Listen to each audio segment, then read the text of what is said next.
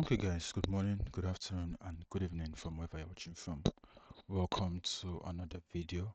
And today, real quick, I'll be walking you through a step on how to create users in your domain controller um, or your local server as it may be. So, quickly, we'll just dive right into it. We have our server manager open right here. We all should now know how to get here. So, if I come to my top right, where we have tools, I'll come to Active Directory users and computers. We'll just wait for the pop-up. So yes, we have the Active Directory user here. We have a domain. Now we have users here. If you come here, you can see we have security groups, we have users, and as much as we can see, we'll dive into this much more later. So I'll just go straight to what I have. We have different steps we use to creating users, so I'll just show you this one for this video and we'll do some other little things. So first of all, I'll come to my user. This way I want these users to be created. We can create users in groups, in OUs, and we can play around so many things. Well, for the sake of this video, we'll just do this. If I come to user, I right click. Now you can see this new. You can create groups, contacts, as you can see, printers, shared folders. So I want to create user, and it says first name. I'll use user first name Basi, initial U, and last name Kingsley. I'll just do this again, Basi, and I'll hit next. If you have multiple domains, you would see them here, so you can select where you're creating your user to. This is if this is go next. Now it says create password. I'll give this start 6.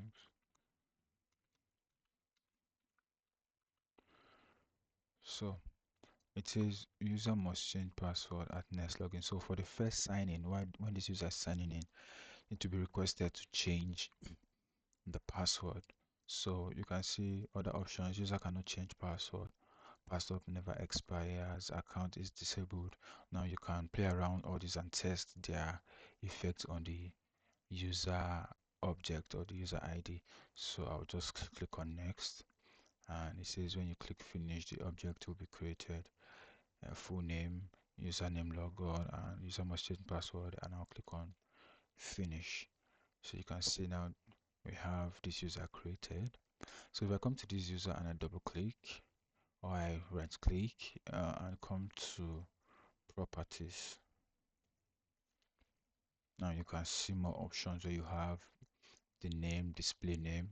So now when you sign into your computer, let's say this user is signing into a computer, you would see this display name just the way you have your computer name or your username displayed on your local computer. We have your description, office, and let's say office is in the United States.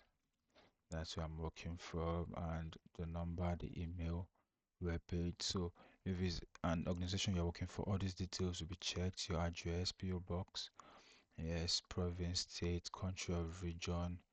I would say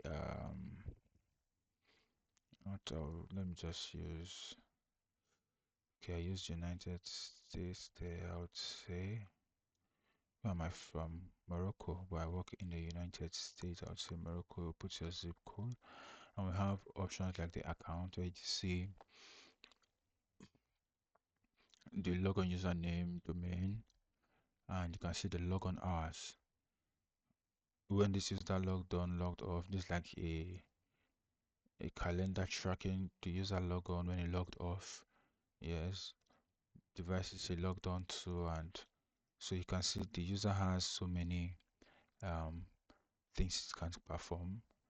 Now you can see the account options. Account expires. If you want this account to expire, you set an expiring date here. You can change this to maybe December 2020, let's say November 2022, and this user will not be able to log into this account once it gets to that certain date. So yes, you're able to do all those configurations. If you come to profile, user profile part, we'll look into all this in some subsequent times. Member of, so I'll just click on apply and I would click on OK. Hope I didn't make any major change. And here, so I'll create another user. Now the first step was we right click, came to new. If you come here to this ribbon band, you can see this, create a new user. But note, if you select this and you create this, it will be creating into this folder. So we should take note of that. So you should have the user should have a destination where you are creating it, either a group, an OU, a directory, basically. So I would just create another user. I can come here, just hit new. So this user is Matthew. Matthew O James, and I would say here this user is Matthew. I'll go next, and I'll make this password.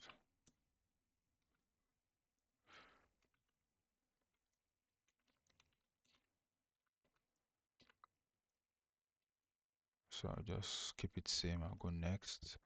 Update finished. Now you can see I have this user as created here, and I have this user created here. So let me do this. I'll create a group, almost same way I created a user, and I would explain their functions later on in further videos. But I will just do this. I'll create new, create a group, and I'll name this group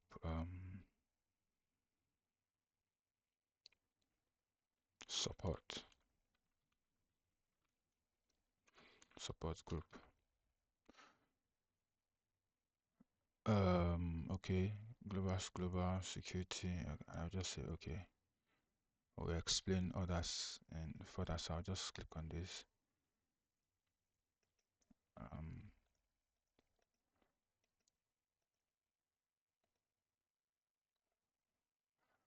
Where did I support? Okay, I just created a security group, support security group, and I would take I'll add this user to this group. I'll say member, and the member add, and I would say Pasha.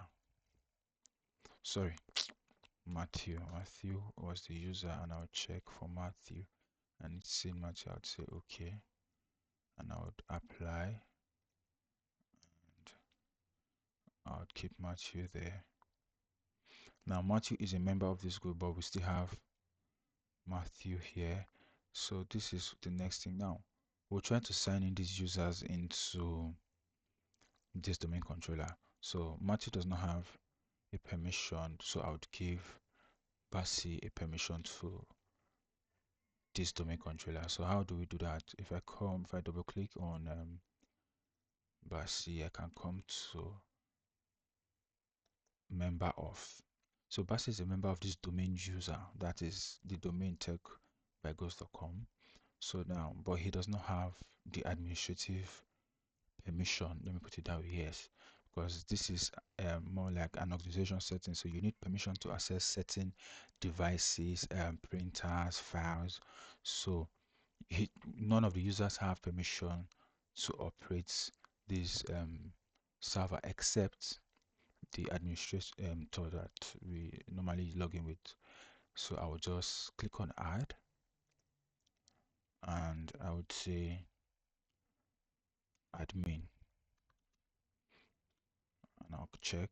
Searching says administrator. I can click on OK. I'll click on apply. Then I'll click on Okay. So if I come to this user who's an administrator and I double click or right click and check properties, it says if I come to the member of, so who are members of this administrator? It says you have your domain admin, your domain user admin. So if I come to this, we'll talk about permissions more later. So now you see Bashi is now a member of this admin. I can cancel this.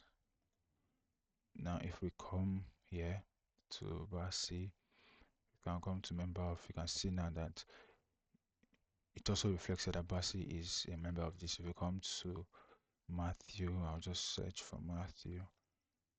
Matthew does not have access. So Matthew is just a member of this group and of this group. So I think I'll take Matthew out of this group. So I'll just say remove. Going to remove yes. And I'll apply. Let's just do that. So let's sign in this user and try to sign in this user into this domain controller and see which works. Then we'll do vice versa for same.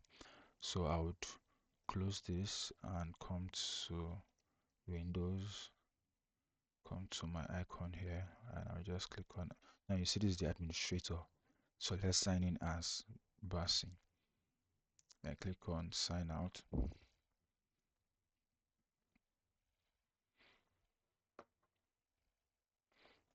Mm,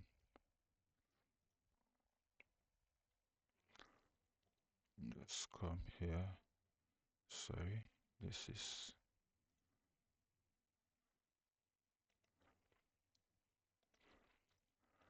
okay. So it says other user. So let's try and see. So Basi is the user, the password, and I'll click on next. Now it says user must change password before signing, like we checked in the earlier setup. So if we just come down, we'll see new user. We can click on new password, confirm password. So I'll click on enter. Now you see password has been changed. So let's see if you see now. You see the name, the display name shows here.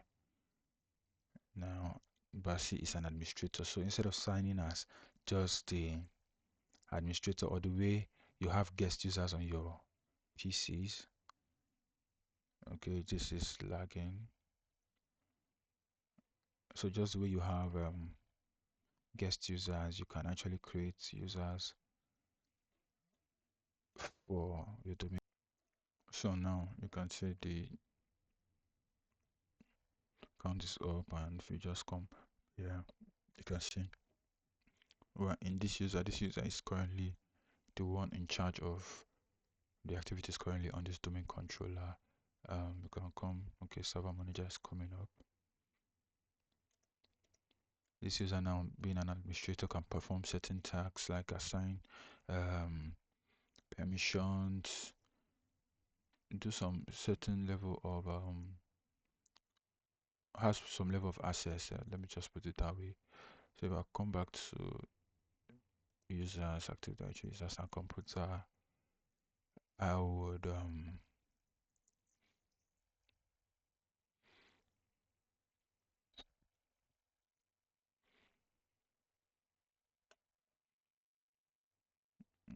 come to this users.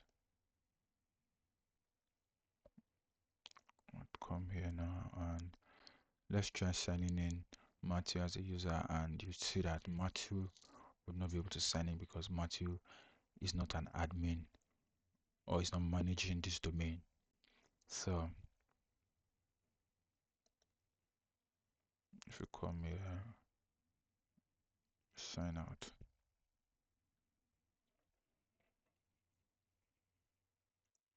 Okay, so we are up. Let's try and use Matthew say password for Matthew.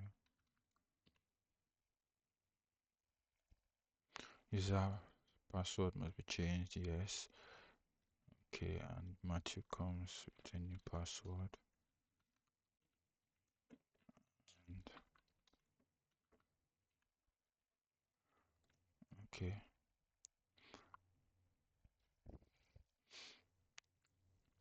Matthew's password has been changed. Password has been changed successfully. Click on OK. Now let's sign in. You see, to sign in remotely, you need the rights to sign in through remote desktop service by default. Member of administrators group have the right. If the group you're in doesn't have the right, or if the right has been removed from the administrators group, you need to be granted the rights manually. So I'll say okay. So you see now, Matthew does not have the right. So how can we give Matthew that right? An administrator has to do that. So let Basi give Matthew the permission or right to do that. So if I come here, I'll switch user. So I want to go back.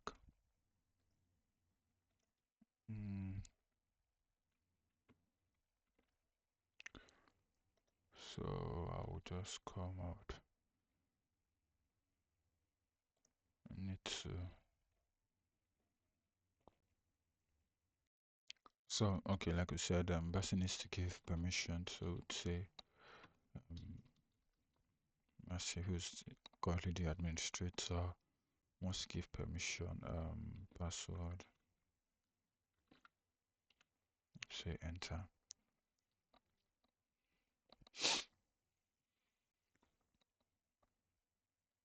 So this for people who always go to the bank and you see a different customer service by this system, the next day you're seeing someone else. So this how they use this how they work. They just come log in their user account and they have their interface and workspace to manage for what they are doing.